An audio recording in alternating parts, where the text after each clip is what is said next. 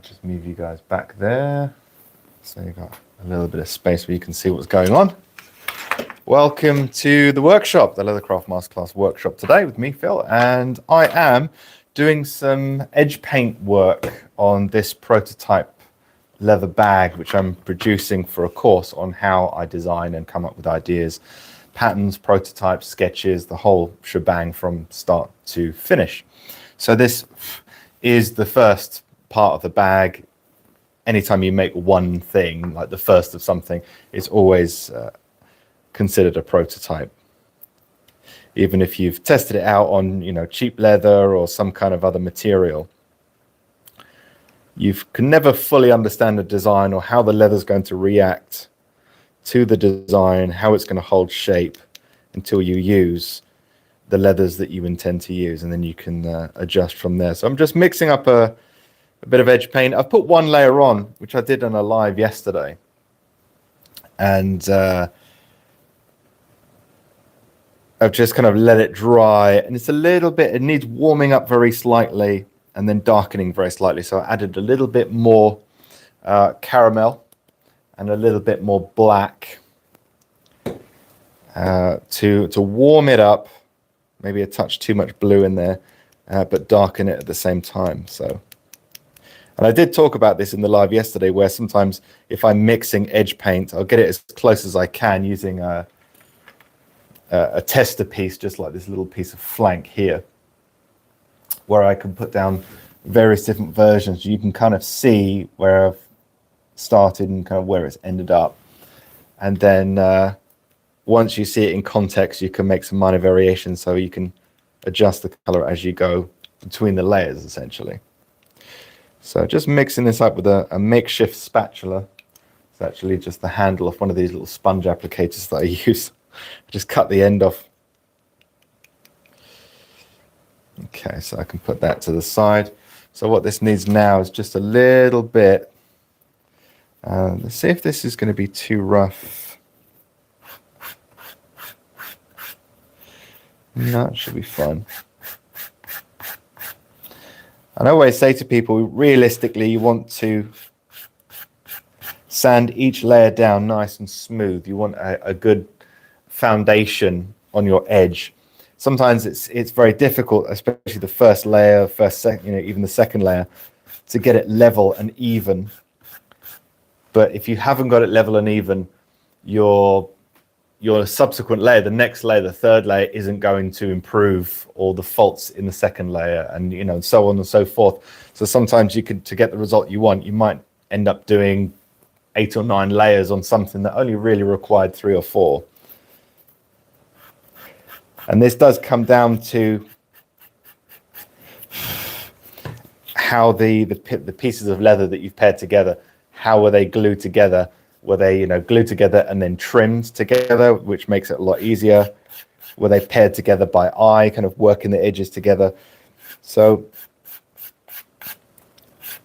all things considered, you want to take your time with the sanding, because you'll make up that time with less layers of edge paint and having to wait in between layers.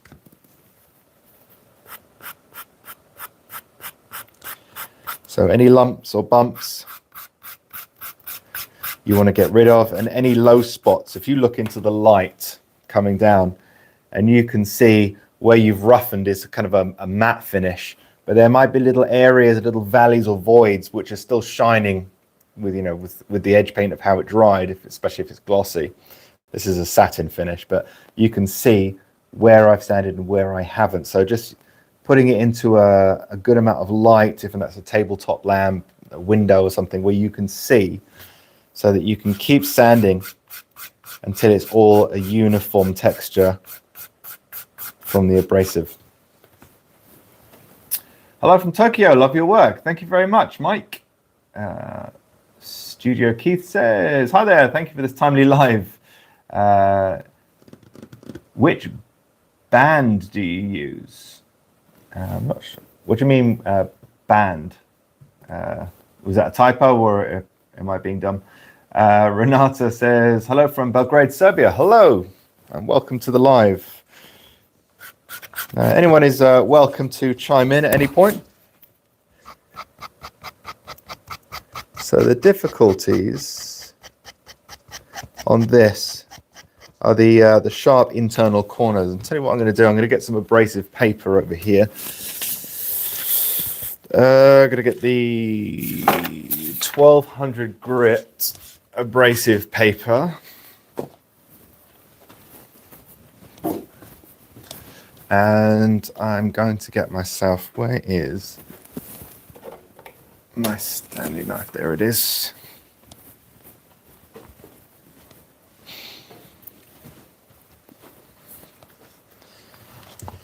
Oh, which brand do I use for edge paint?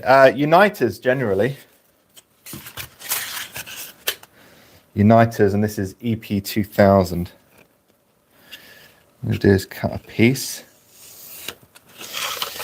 with this vintage Stanley knife. This was my grandfather's, actually. No longer with us, unfortunately. I don't know when he got that, but probably like 50s, 70s, something like that. But he was born in 1909. There's a big age gap between us all. So what I'm going to do is just get some of this abrasive paper and just fold that to get in there. Yeah, that does a much better job.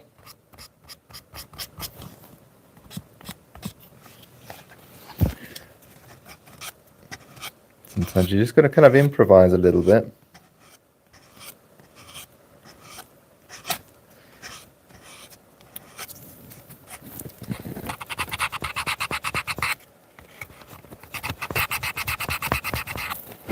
In fact, I might use that for the outer edges. It's very easy to knock off all the edge paint on the outer curves. It's a smaller area.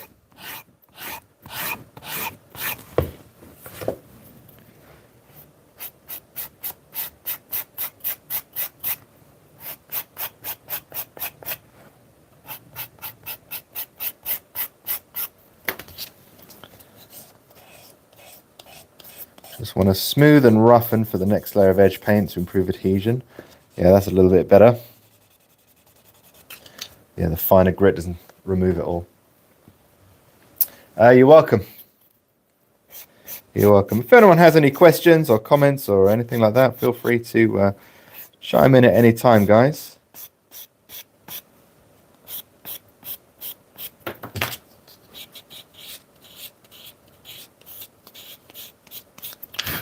So a bit of an awkward one to sand and edge paint. There is when it's drying, if you do the whole exterior in one, there's no area that can't drip on any axis that you put it on. There's always something that can easily drip. So in this kind of situation, it may take kind of like thinner applications, but a few more applications. But bearing in mind, a thinner application is going to dry quicker. So it doesn't necessarily use up a lot more time to do so.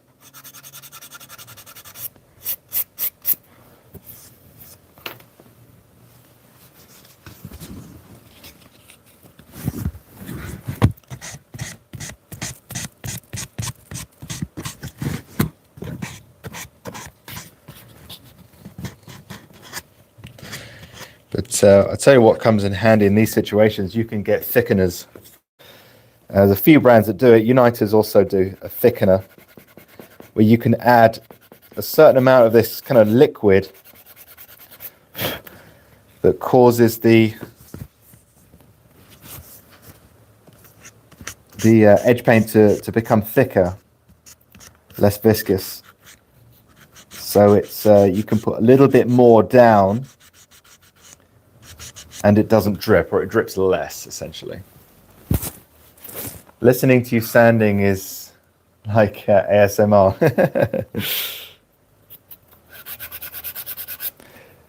Yeah, for some people, the sound of sanding is like a hate thing, isn't it? Makes someone edge.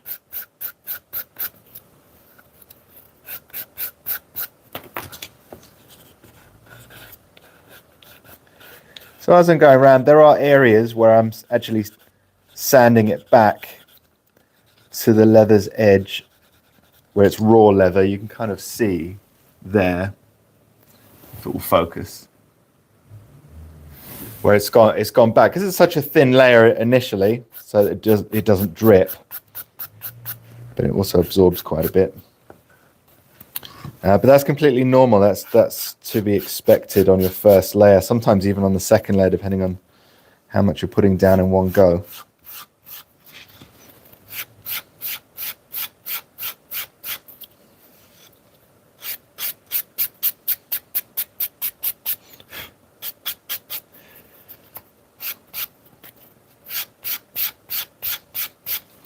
This is a heavily used 120 grit, so it's probably not 120 grit anymore.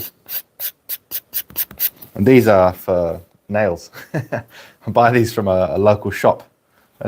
They're really handy. They can be a bit rough when you first use them, but once they break in, they're nice.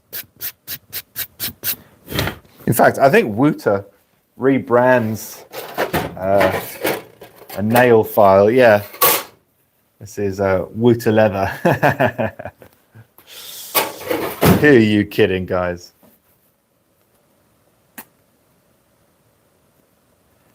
I didn't know you go live too. I bought your classes yesterday. Oh, thank you very much. Welcome in. Yes, I do quite a few lives. It depends on the project. Sometimes some projects if it takes up a lot of attention, but if there's parts of the project that I can do which I can do and talk at the same time kind of thing, then I'll do like edge painting and stitching and that kind of thing. I like to go live where I can. It allows people to ask questions and converse about our shared passion.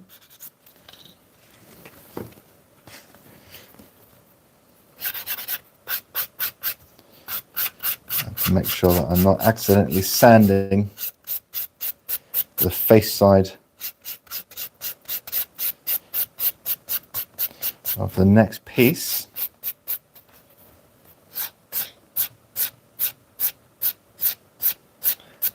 And you might notice that when you're edge painting dissimilar leathers, so I've got chrome tan and veg tan here, and they kind of absorb at different rates. You might notice a little bit of a ridge there. You just want to get as much of that out as possible. Do you know the history of Japanese wallet and bag design? Some stuff I've seen is truly artistic. Not to say European designs are not. No, I don't know much about Japanese wallet designs, I'm afraid. And to be honest, most of the Japanese leatherwork that I see is tends to be visually quite inspired by European leatherwork. So I haven't seen any kind of truly Japanese leatherwork that I know of anyway.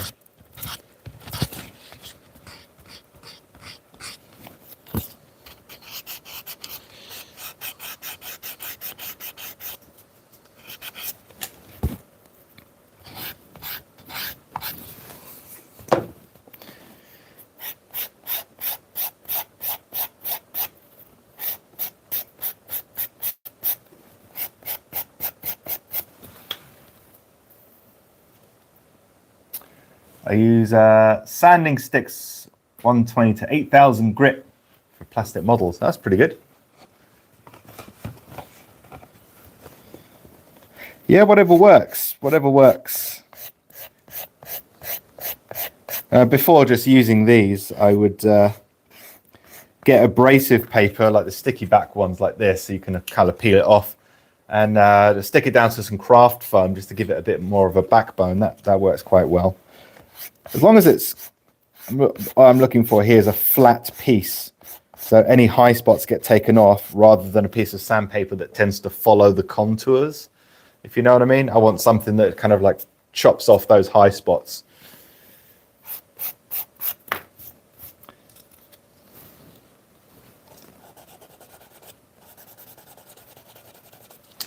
What I'm going to do, I'm going to heat that spatula up. The internal curve there needs a little heat molding. I think it's not quite It's not quite conforming to the sandpaper as well as I hoped.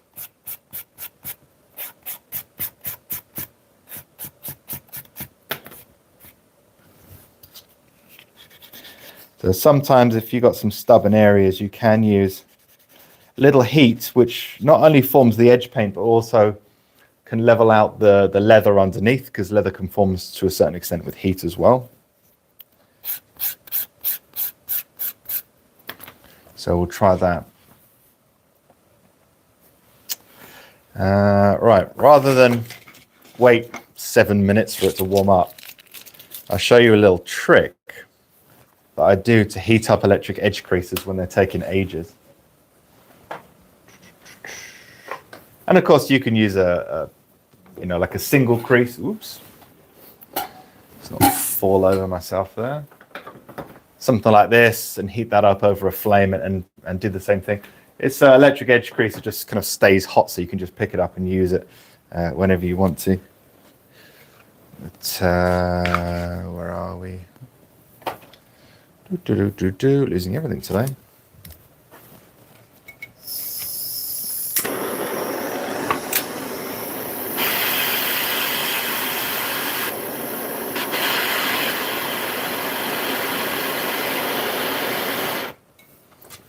Okay, job done. Speed up that warming up time.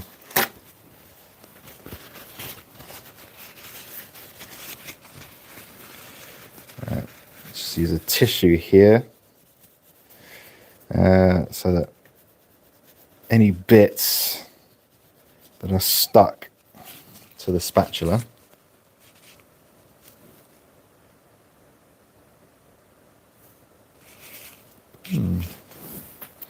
can come off on the tissue before the leather edge. Right, so that one's not too bad. So anytime you want to do some heat finishing, make sure you kind of get the dust off first. Now this will smooth it out, so what I'll need to do afterwards is sand it again, but I'm just kind of trying to improve that shape a little bit.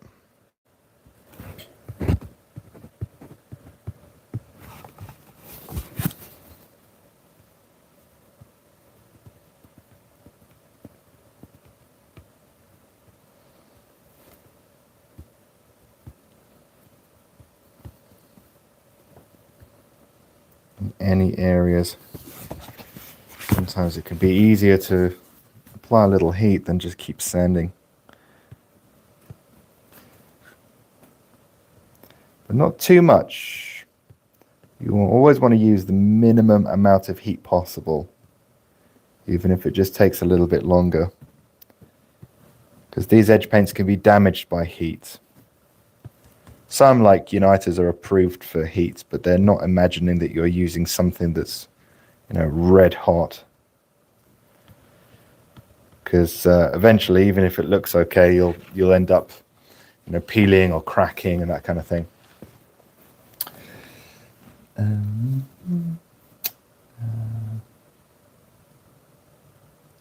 Elizabeth says, can you show which machine using edge paint? From Dubai, we're starting Leatherworks. I don't use a machine to apply edge paint. I use it. I use like an applicator to do that. Are you talking about the this by any chance when you say edge paint? Do I ever use Gutermann thread? I have some. Yeah, it's kind of just standard poly thread. They also do a very thin gauge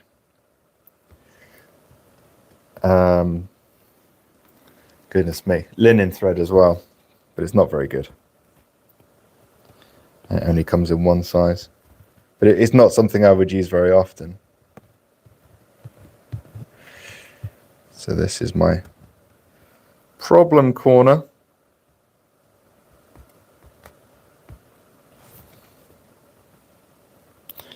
Now this isn't an area that's going to come under considerable flex. I'm not too worried about it, but I'm not overheating it. Because once the straps are in, this won't really flex. It won't be opening and closing.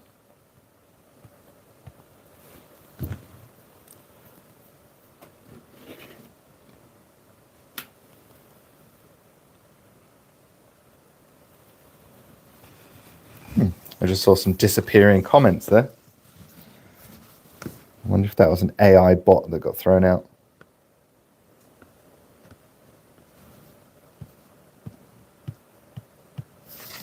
Okay, so those are looking better. And see if there's any areas that could do with a little bit of heat. There's an edge there that's sticking out. I can just kind of bring that back in.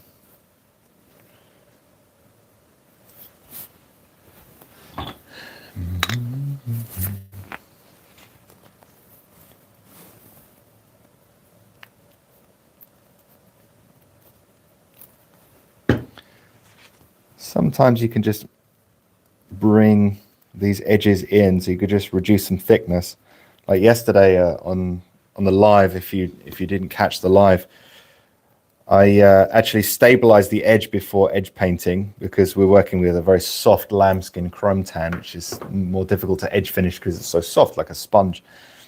And stabilized the edge with a little bit of acrylic Resolene, and kind of right before it begins to dry, I squeeze it in.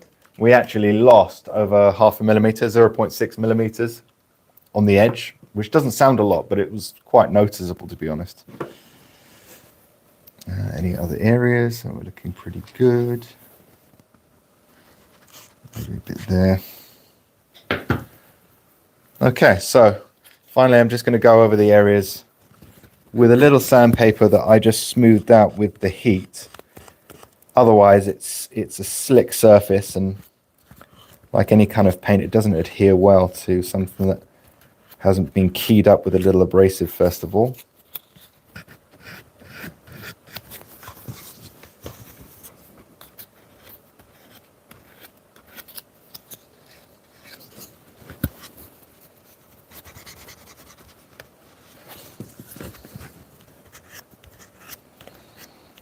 It doesn't have to be a really aggressive grit as well. This is 1200 and it's kind of mattifying the edge quite nicely. You know, 800 might be a tad better, but it's absolutely fine. Guys,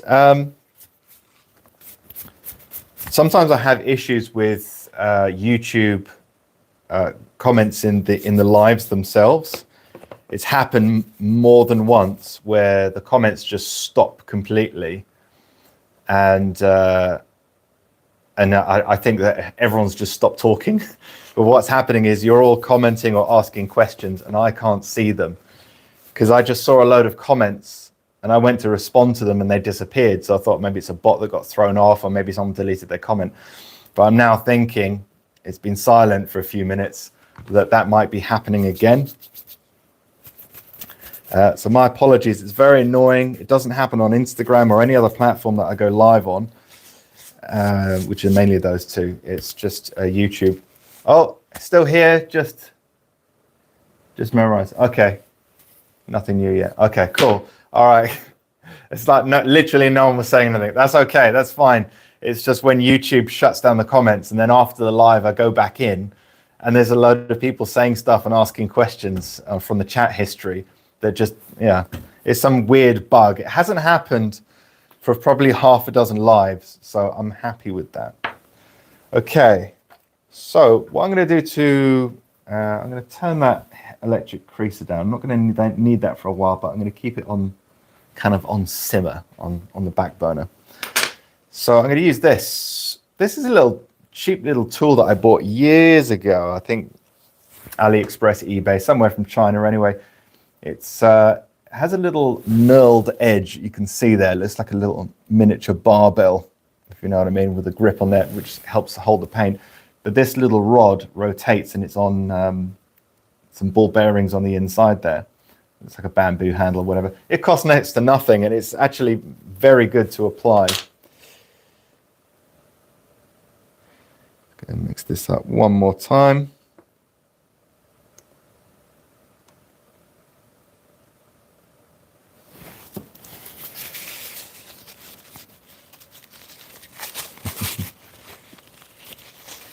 A Temu special, yeah. You know what? You can buy some absolute garbage off Temu and AliExpress, you know, et al. But sometimes you can buy some fantastic stuff that no regular makers are coming out with, but just some creative person in the Far East has thought, you know what, there'd be a great idea to make this kind of weird applicator for this niche application, and it costs next to nothing, and you're thinking, oh, I'll give that a go. Let's start on the top here. Yeah, so these rollers are pretty good.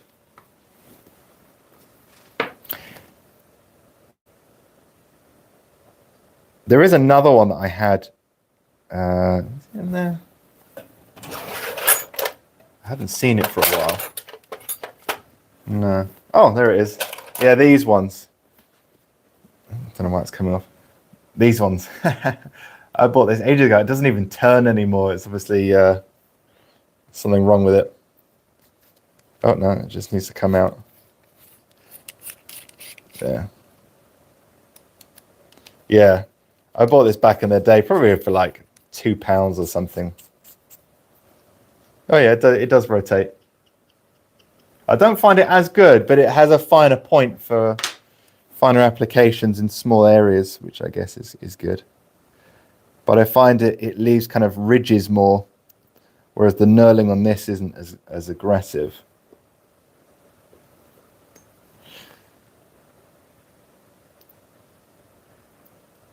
But it's actually very good at, as long as you don't apply too much at one time, it's very good at keeping it even and not getting it going over the edge.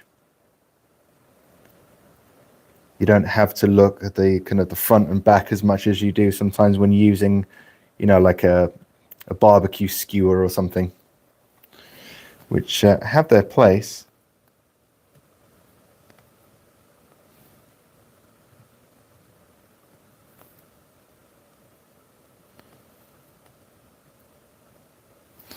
It definitely speeds up the process. But this is an awkward one to edge paint because you've got external edges, internal edges, and you've probably got like probably more than a meter and a half of edge.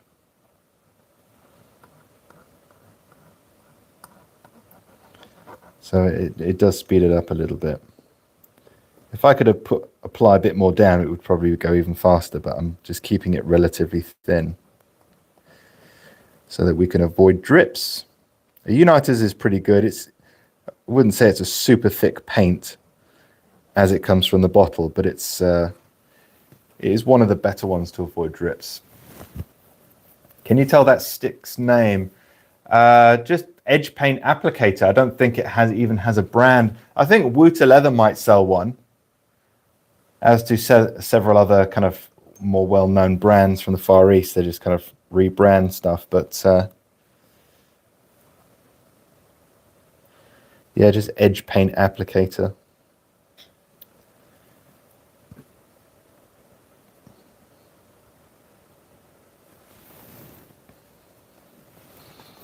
Just carefully kind of moving it around, using my hand to stop the edges from touching.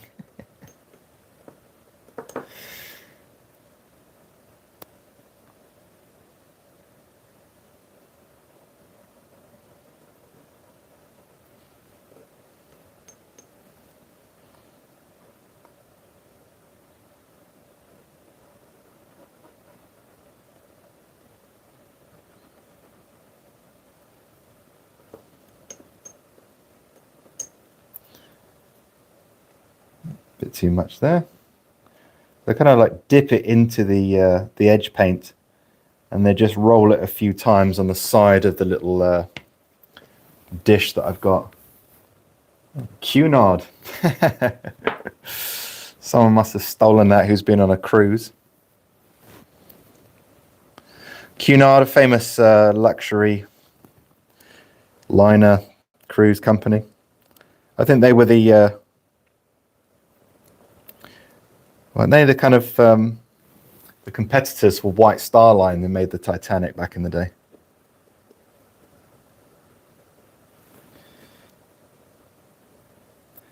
I think that's an egg cup or whatever you call it. Oops, got a bit of dried edge paint there.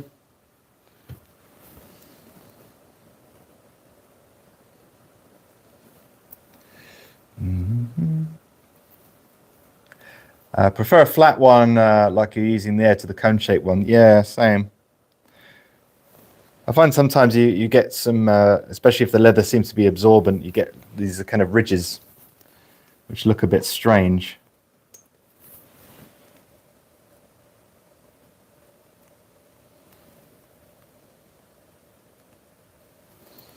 I guess they're there to hold the, keep touching it, they're there to hold the edge paint like a little reservoir.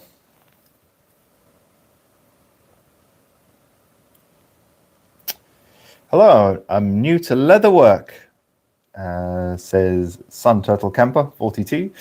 For wristwatch straps, what kind of leather should I use and coloring agent for the leather? Well, there's so many different types of leather that are suitable, from all the kind of regular run-of-the-mill leathers to exotics. A good one to start with, probably overall, my choice would be calf leather, or anything that tends to have a finer grain. If you want something with a little bit more grain, then goat skin is very good, also very durable. Has a little bit more of a pronounced grain, but not too much, and it makes for very nice watches. If you're using a liner, and most of the time you will be, on the inside of the watch strap, then you want to make sure that you're not using chrome tanned leather, which is the leather that's on the inside of this bag, and what most shoes would be made of, in fact, because some people are quite allergic to chromium salts in chrome tanned leather. And when you have it against your skin for long periods of time, you can get like a rash around the wrist. So you can use vegetable tanned leather, which will definitely get a patina over time. But one that's very popular is Zermatt, much like the mountain in Switzerland. Was it a mountain or an area? I forget now. A popular skiing destination nonetheless. And that's specifically designed for lining watch straps, but can be used for lots of other things too.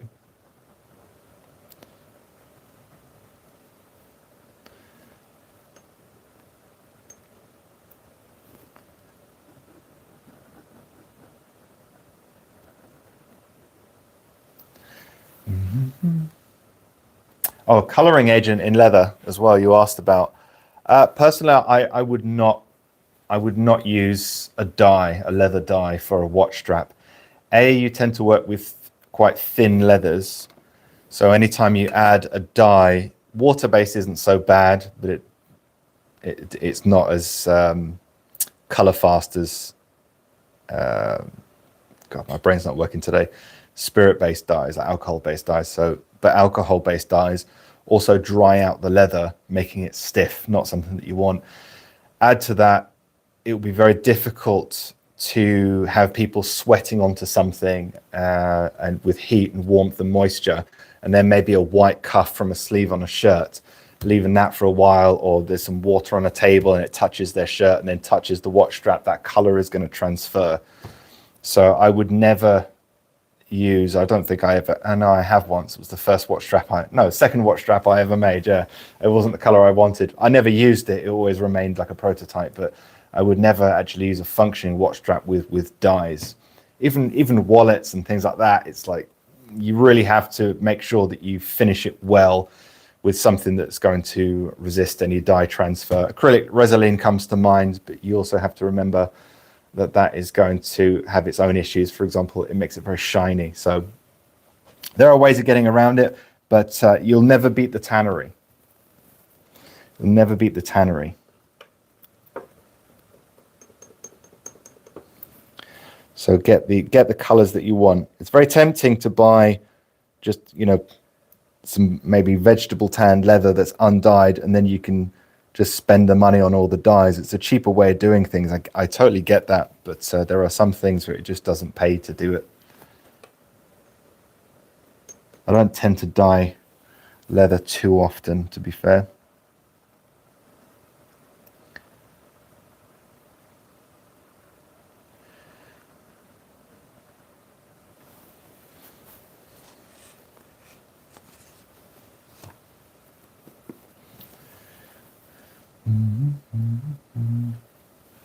Is that a wax cap you're wearing? It's a bad hair day preventative. It is a barber hat, but yeah, there you go. It is the traditional barber, but it's not a waxed barber.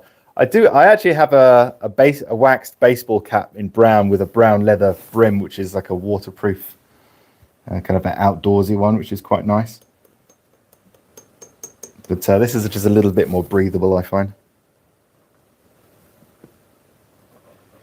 I've let the edge on the other side touch the table.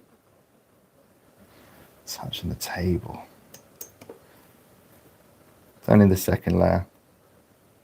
I'll probably do 3 or 4, I think, on this one overall. That should be enough. I'd probably get it done in less if I didn't have to do thinner layers due to just the layout, the geography of the bag's edge.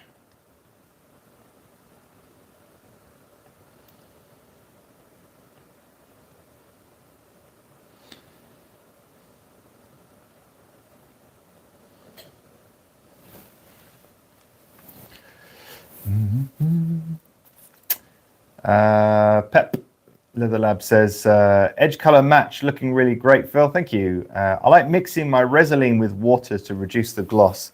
Yeah, I tend to do that as well. It's a good little trick. What do I need to do?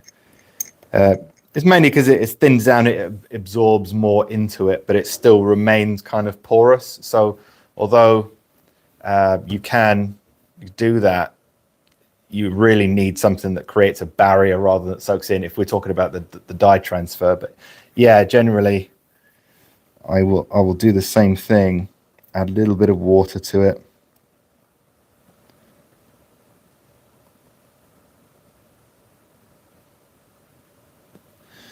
Okay, so where did that edge touch the table?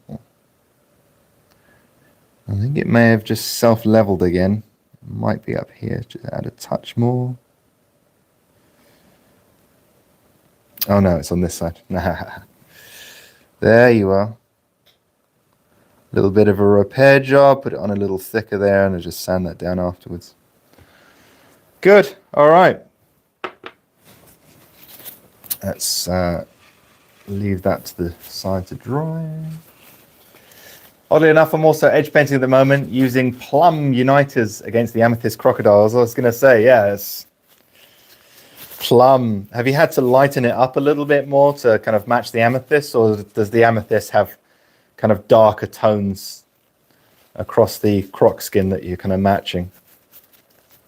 Because I guess plum is quite dark, isn't it? Depends on the darkness of the amethyst. Before that dries, I'm going to use a little bit of alcohol to get rid of any excess edge paint. Hello from Madrid. Hello.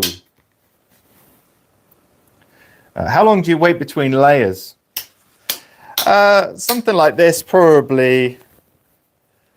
Well, we're at 20 degrees in here at 61% humidity. I'd say about 45 minutes. And I would look for an inconspicuous area and then just sand it very lightly. And if it's not sanding, it's kind of pulling a little bit, then I give it another 20 minutes or so.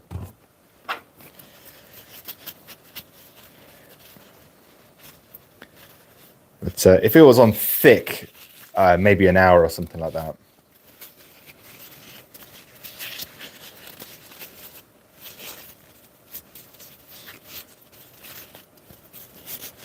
There's nothing worse than starting to sand some edge paint that you've gone back to because you're impatient and you want to get the job done and get it sorted.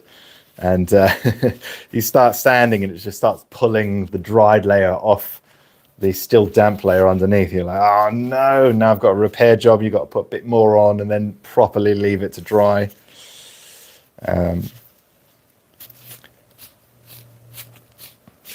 I could leave it near the fan, just speed it up a little bit more, but so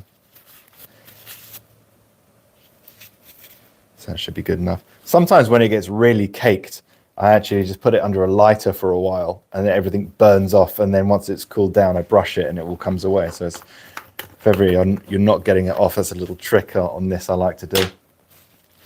Guys, I'm going to leave that for a while. If you have any questions before I go, anything you want to ask, or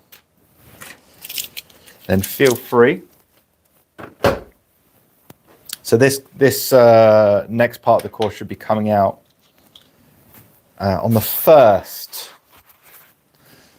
or sometimes a day or two afterwards, depending on how much of a tough time I'm having with the editing program. Sometimes things aren't going right, or if I do something clumsy, like forget to turn the little Rode video mic, if I forget to turn that off and I'm explaining something technical and then I go into the editing and it's just all silent. I have to kind of do a voiceover and then put the voice over the thing and it just takes ages to do.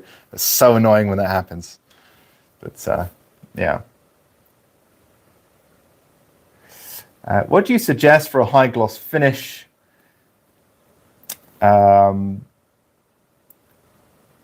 Beeswax or a final coat of gloss product? I take it we're talking about leather edges here. I'm not a huge fan of really glossy edges, mainly because it doesn't last very long.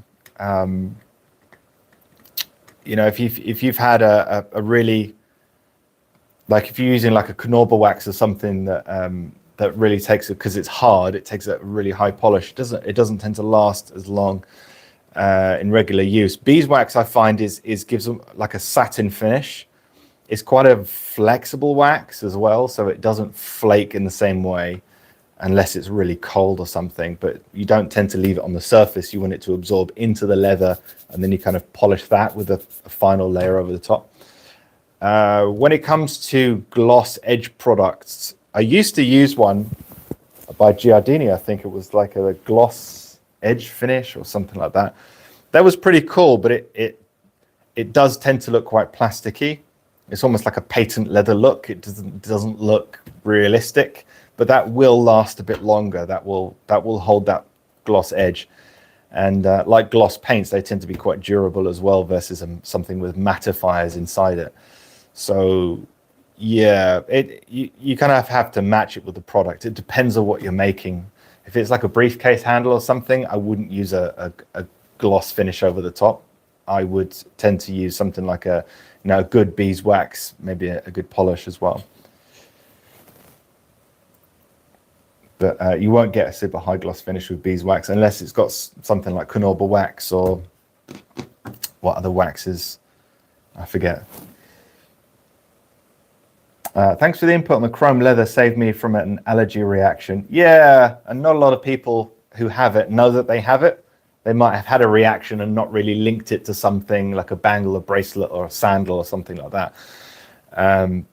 But yeah, you put it on and you wear it all day and you take it off and you've got this bright red mark around it and then they just can't use it. So yeah, you need to have vegetable tan. I don't think there's anybody with any reactions to veg tan that I've heard of. But Zermatt leather, do I have any? Oh God, it's going to be in here somewhere. Is that some? Yeah. This is what, this is Zermatt leather for watch strap linings. I don't know what I've used this for. It kind of, I don't know what it is, to be fair. I'd have to put it in boiling water, and if it shrank, it would be veg tan. If it stays the same, it would be either combination or chrome, but maybe it's the finish that they put on the top, because it does look like an imprinted finish. So I'm not sure. It kind of feels like a hybrid, but it might just be tanned with something that's not even chrome or veg.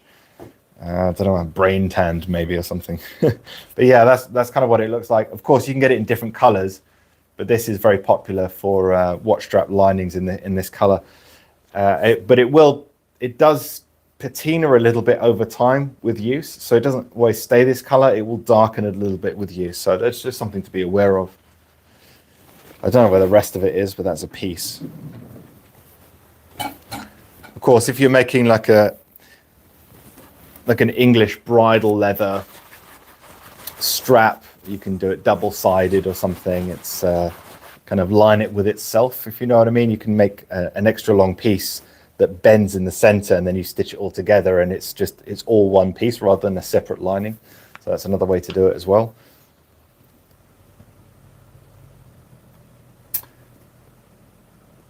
Yeah, the darker peaks and troughs are more violet in color using fuchsia tiger thread. Oh, nice. So keeping a similar color palette, just a few tones lighter, would be quite nice. Yeah, fuchsia tiger. Good choice. I've got to see this, man. I've got to see this. Send me some sneak peeks. And a fuchsia suede lining. It's going to look sexy. Good tip. The edges on a wristwatch strap. Should I use something for this? I don't know if you've seen my video courses. I've done different versions. I've got three watch strap courses in the masterclass. One is a military style, like a NATO style watch strap made of leather. One is cut edge, which is lined with filler, so you have a raised area, and that is using edge paint, a matching edge paint. That was alligator, in like a suede alligator or matte finish alligator. And another one that I did was crocodile, blue crocodile, beautiful, and that was a turned edge. So the edge of the crocodile, so you have a central filler, which could be, you know, a number of different materials, including leather itself. And then you have the leather go around the edge, then the lining goes on under that, then it gets stitched. So the edge is the surface as well. That's my favorite overall because it's such a clean look and there's nothing to come off or peel. But it takes a bit of skill to do it. But an easy one to use is just leather edge paint. So you ideally want to use something, if you're making a very rustic style of watch strap, maybe from some pull-up leather or something from Horween or, you know, that kind of thing, then you could potentially leave the edges raw, but that will be a very themey, that would be a rustic looking watch that might work on something like a Panerai or a bigger watch or chunkier watch or something a bit more outdoorsy. Then that could work, but it wouldn't really work on an elegant watch strap or a luxury watch in general, in my personal opinion, of course. So true, satin looks much nicer. High gloss can also look like plastic. Yeah, customers will think it's fake. Will this be saved as I'd like to watch it retrospectively? Unfortunately, I have to stop watching all the time and come back occasionally. Yes, it will. If you go onto my channel, you might not see it in the video section, but at the top you have like videos, shorts, playlists, lives, and you click on the live, and that will open all the lives that I've ever done, and this will be up there probably in a few hours. It takes a while to process, but it should be up later today. All right, guys, thank you very much for the conversation. I'm loving YouTube.